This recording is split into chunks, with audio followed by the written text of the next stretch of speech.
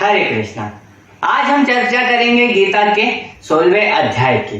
इस अध्याय में भगवान श्री कृष्ण अर्जुन को दैवी गुण और असुरी गुण के बारे में विस्तार में बताते हैं। तो भगवान श्री कृष्ण सबसे पहले अर्जुन को दैवी गुण के बारे में बताते हैं, दिव्य गुणों के बारे में बताते हैं जो दिव्य तुल्य व्यक्तियों में पाए जाते हैं।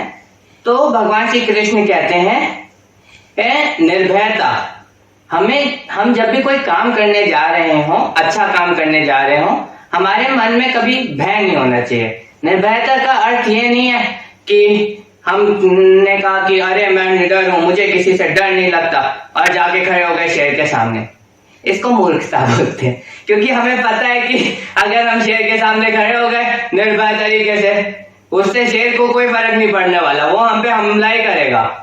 निर्भयता का अर्थ ये है कि अगर हम कोई सही काम करने जा रहे हैं, हमारे अंदर ये भय नहीं होना चाहिए कि ये काम सफल होगा कि नहीं होगा, क्या होगा, कैसे होगा, वो भय नहीं होना चाहिए। हमें कार्य करना चाहिए। इसके बाद भगवान श्री कृष्ण कहते हैं आत्मशुद्धि होनी चाहिए। हमारा मन जो होना चाहिए वो शुद्ध होना चाहिए। दूसरों के प्रति हमें बुरी भावना नहीं रखनी चाहिए, दूसरों के बारे में बुरा नहीं सोचना चाहिए। अपने मन को पवित्र रखना चाहिए, अपने मन में सुविचार रखना चाहिए। और हम अपने मन को कैसे पवित्र रख सकते हैं, कैसे शुद्ध रख सकते हैं? इंट्रोस्पेक्शन से, आत्म साक्षात्कार से, या फिर भगवान का चिंतन करेंगे, अच्छी जगह जाएंगे तो हमारा मन हमेशा शुद्ध ही रहेगा।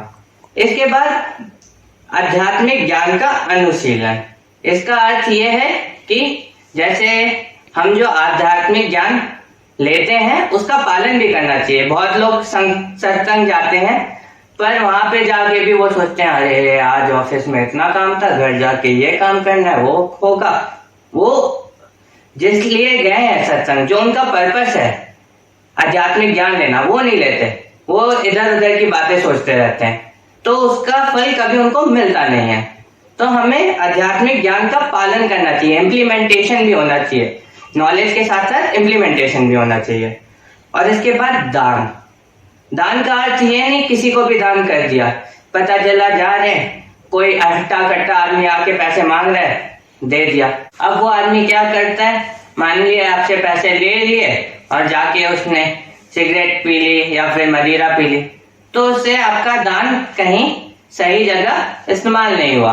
और आपने क्या किया, जिस आदमी को आपने पैसे दिए आपने उसको काम ना करने के लिए और एनकरेज कर दिया और मोटिवेट कर दिया। उसको लगेगा अच्छा इन्होंने पैसे दे दिए, मेरा इतना खर्च हो गया, अब इसको और मन करेगा तो कहेगा अच्छा मैं दूसरे से जाके पैसे ले लेता हूँ, भीख मांग के पैसे ले लेता हूँ। तो जो आपने दान किया वो आपने दान कुपात्र को किया। तो जब हम दान करें तो हमें ये देखना चाहिए कि हम किसको कर रहे हैं, कि जिस व्यक्ति को दान कर रहे हैं कि वो सुपात्र है कि कुपात्र है। हमें हमेशा सुपात्र को दान करना चाहिए। जैसे बहुत सारे लोग सोशल वर्क के लिए दान करते हैं, अनाथालय में दान करते हैं, वैसे ही हमें मंदिरों में भी दान करना चाहिए। जैसे इस्कॉन है, वो पूरे बैंगलोर को मिड डे मील खिलाता है, ये एक बहुत अच्छा काम है। वो लोगों को गीता पढ़ा रहे हैं, एनकरेज कर रहे हैं कि आप गीता करिए, पढ़िए। गीता के फ्री कोर्सेज ला रहे हैं इस कोविड काल में, सबको फ्री गीता पढ़ा रहे हैं, एनकरेज कर रहे हैं, सबकी आध्यात्मिक चेतना बढ़ा रहे हैं, सबके अंदर सुविचार ला रहे हैं, मन को शुद्ध करने की प्रतिक्रिया कर रहे हैं। और ऐसे ही भारत के बहुत सारे मंदिर ये काम करते हैं। अगर हम मंदिर में जाएंगे तो पता चलेगा वहाँ का वातावरण शुद्ध होता है, हमारे अंदर एक पॉजिटिव एनर्जी आती है, मन शुद्ध होता है, अच्छे विचार आते हैं। तो हमें दान मंदिर को भी करना चाहिए, धर्म के लिए भी हमें दान करना चाहिए, क्योंकि जब धर्म की उन्नति होगी तो समाज में अच्छे गुण और बढ़ेंगे, समाज बेहतर होगा, हम सब समृद्ध होंगे। और इसके बाद भगवान श्री कृष्ण बोलते हैं आत्मसंयम। आदमी के अंदर आत्मसंयम होना चाहिए। जैसे वीकेंड आता है, लोग कहते हैं वीकेंड आ रहा है, वीकेंड आ रहा है, इतना टाइम होगा, 2 दिन का वीकेंड, मजे करेंगे, ये करेंगे, पिक्चर देखेंगे, पब में जाएंगे, पार्टी करेंगे।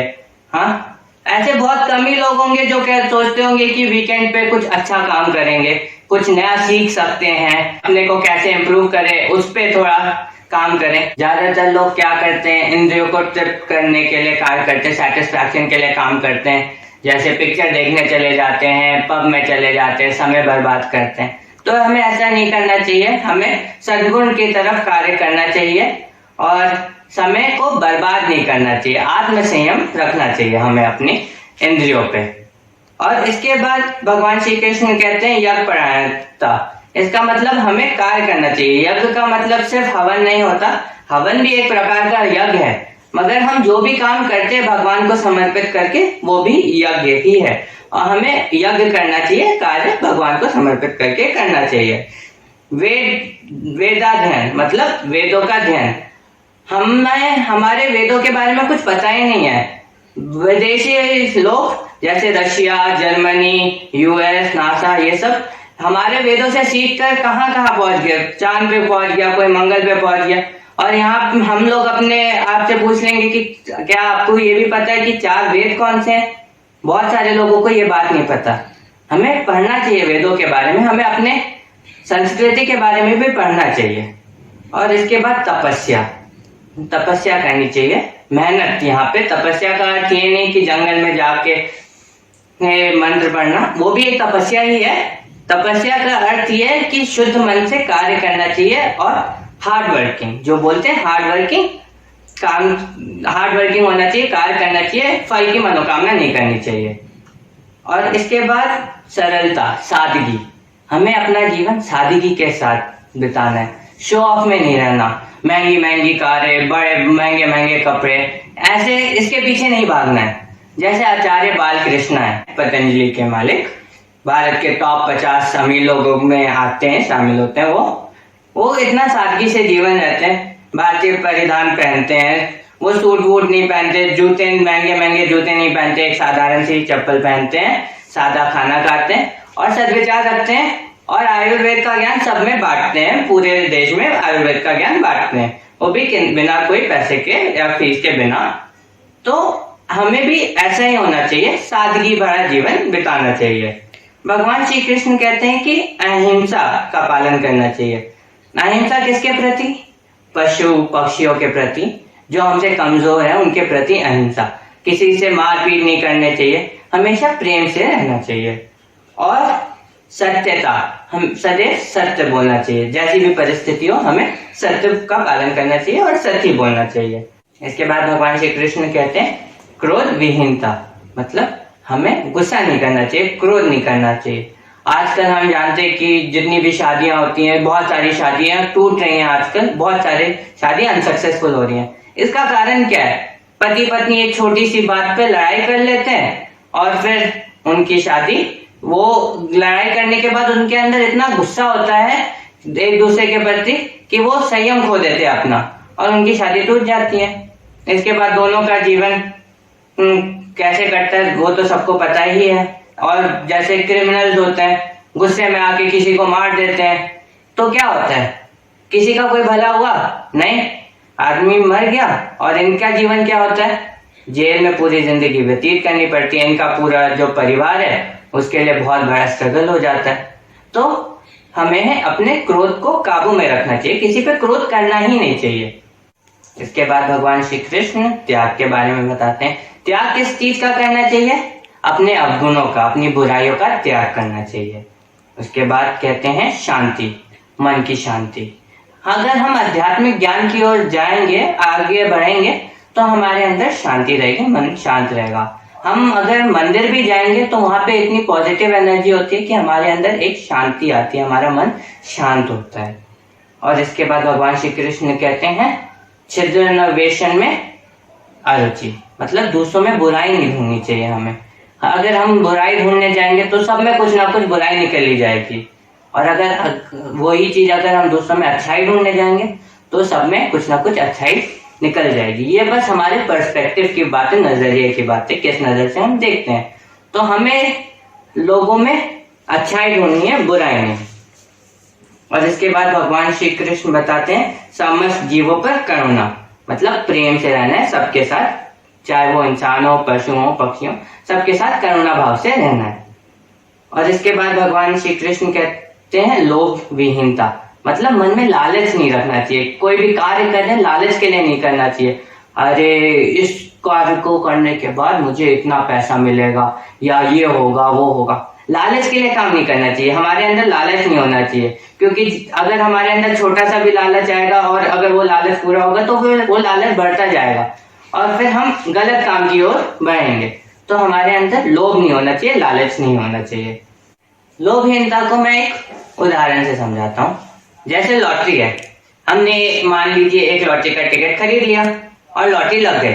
10 रुपए का टिकट खरीदा, 100 रुपए की लॉटरी लग गई। हमें तो बहुत अच्छा लगेगा, वाह लॉटरी लग गई, लॉटरी लग गई।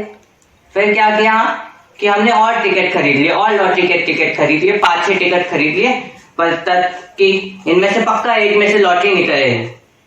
मान लीजिए निकल गए, तो वाह एक और बार लॉटरी निकल गए।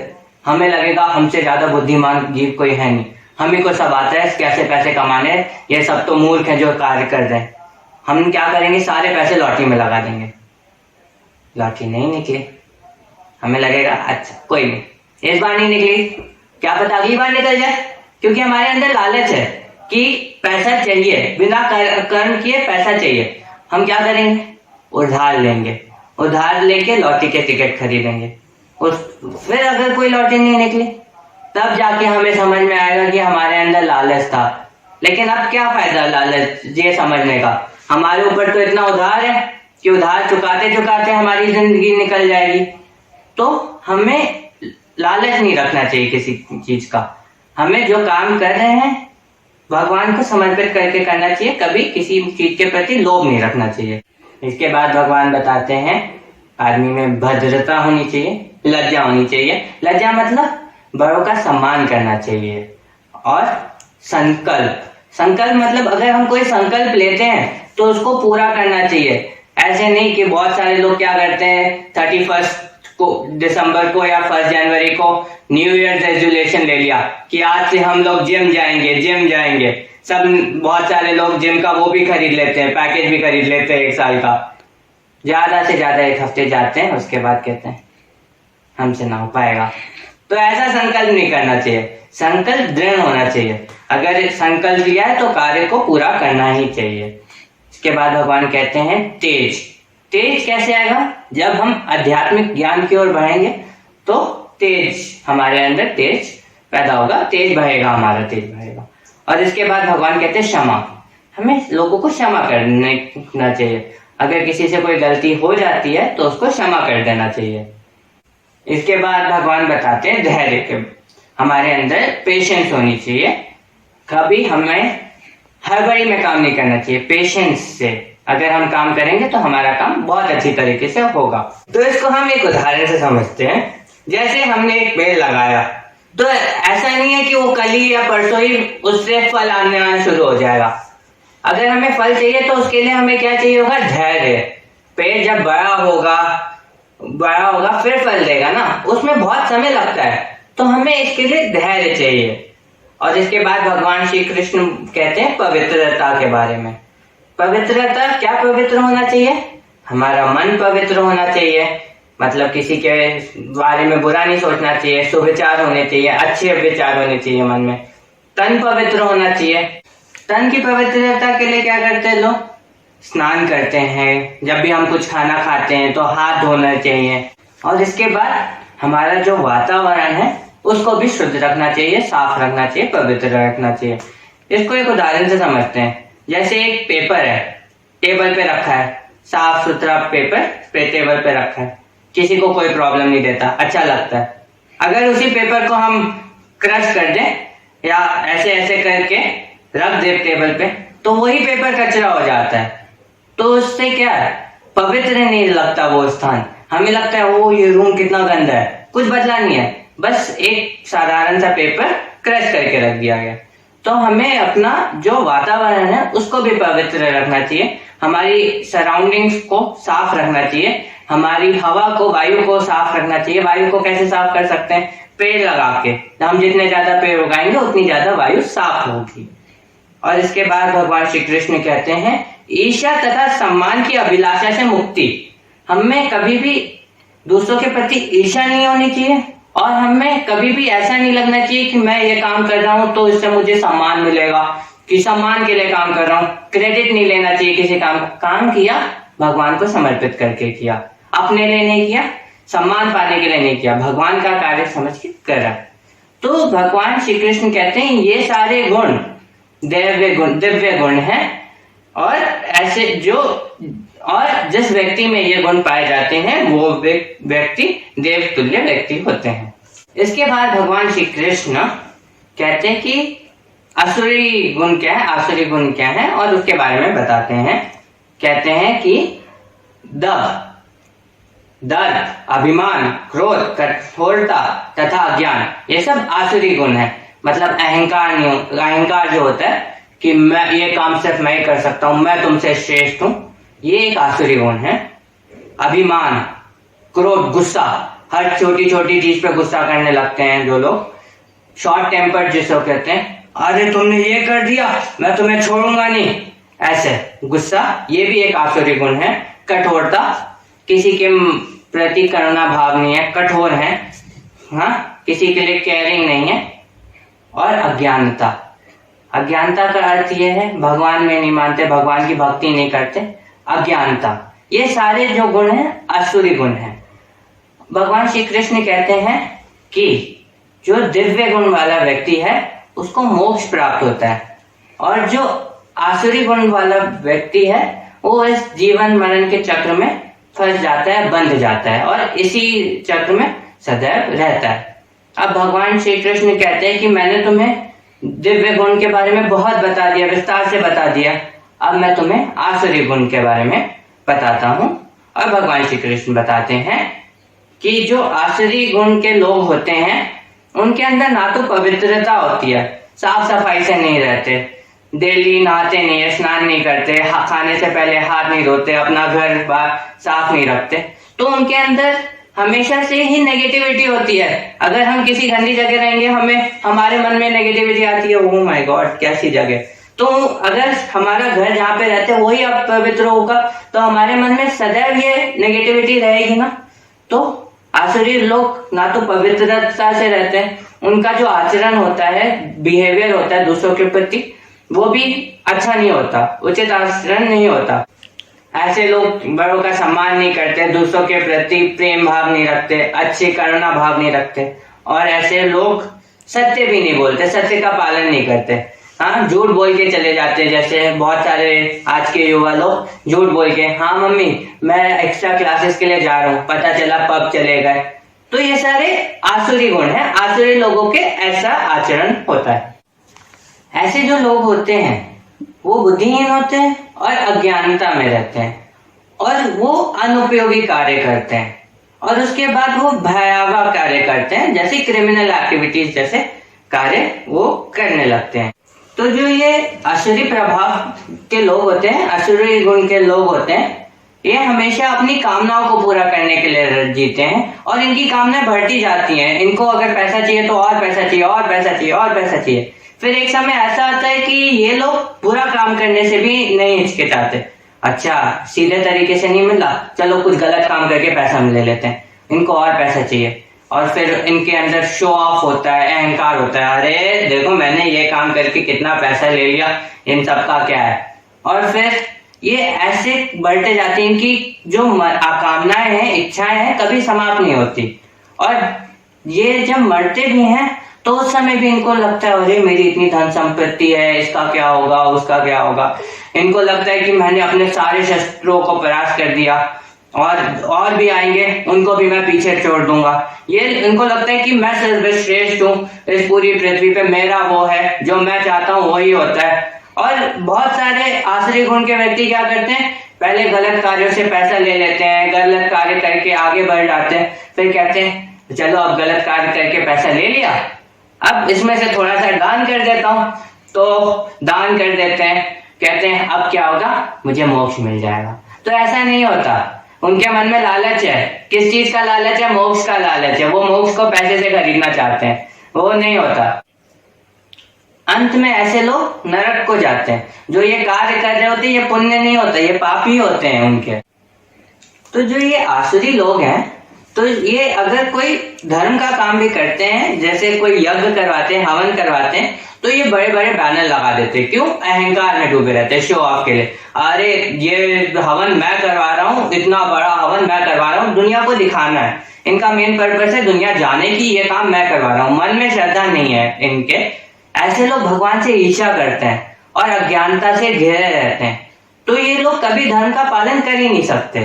भगवान कहते हैं कि जिन लोगों में ये आसुरी प्रवृत्ति के गुण होते हैं, मैं उनको आसुरी योनियों में भेज देता हूँ और वो आसुरी उसमें जन्म लेते हैं और वो इसी बंधन में बंध जाते हैं और अधम योनियों में जन्म लेते रहते हैं।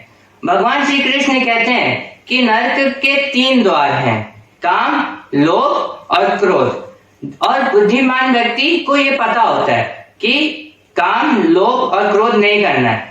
जो व्यक्ति इन 3 द्वारों से मुक्त है, जो इन सब 3 चीजों से मुक्त है, वो परम गति को प्राप्त होता है, भगवान की भक्ति को प्राप्त होता है। तो गीता के 16वें अध्याय में हमने दिव्य गुण के बारे में जाना, आसुरी गुण के बारे में जाना। तो हमें दिव्य गुण का ज्यादा से ज्यादा पालन करना चाहिए और अगर हमें अपने अंदर कोई आसुरी गुण दिख रहा है तो उसको कम करना चाहिए, उससे मुक्ति पानी चाहिए और दिव्य गुण बढ़ाने चाहिए, सगुण बढ़ाने चाहिए। और इसी के साथ गीता का 16वां अध्याय समाप्त हुआ। हरे कृष्णा।